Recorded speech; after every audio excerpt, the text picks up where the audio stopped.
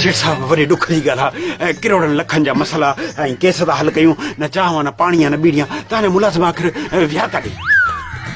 हिते वाह खपल करे वॾो कंहिंखे वणे न वणे विचा किरो ज़रूरु खणे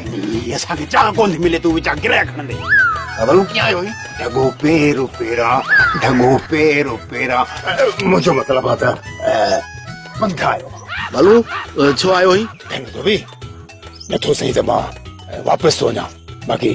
सूबेदार जे साम्हूं मुंहिंजी छट छो थो करे सूबेदार जो फिकुर न कर सूबेदार गई माज़ूर कोटा में भर्ती थियल आहे मुंहिंजो मतिलबु आहे त तूं कहिड़े कम सां आयो आहीं दरअसल ॻाल्हि ई आहे त सेठाणी मुंहिंजी भेण आहे माना सिस्टर आहे तोखे अॼु ख़बर पई आहे त सेठाणी तुंहिंजी भेण आहे मूंखे त नंढे हूंदे खां ख़बर आहे त सेठाणी तुंहिंजी भेण ऐं लक्षणनि मां बि तुंहिंजी भेण थी लॻे असल ॻाल्हि ई आहे धनण साईं त वाह लाकअप में माना शिखुनि जे पोयां आहे तुंहिंजी भेण लाकअप में आहे ऐं मूंखे ख़बर ई न आहे ख़बरदार मुंहिंजी भेण खे न कजा गुम बाबा ये 16 व्हीलर टालो आहे न इहो जादूगर बि गुम कोन करे सघंदो धनण साईं हिन शबकोरी सूबेदार खे चओ त मुंहिंजी भेण खे शुर फ्री करेसि माना आज़ादु करेसि सेठ धनु मां बि तोखे मिंथ थो कयां इन फुटनि जी बरकीअ मां मुंहिंजी जान छॾा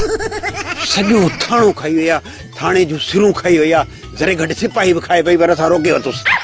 अलाह जो नालो अथई इन आदमखोर माईअ मां असांजी जान छॾा पर सूबेदार साहब सेठाणीअ वॾो ॾोह कयो आहे ऐं सेठाणीअ खे उन ॾोह जी सज़ा मिलणु खपे पर पुलिस कहिड़ो ॾोह कयो धनण साहिब सेठाणी पुलिस जे कदे में ईंदव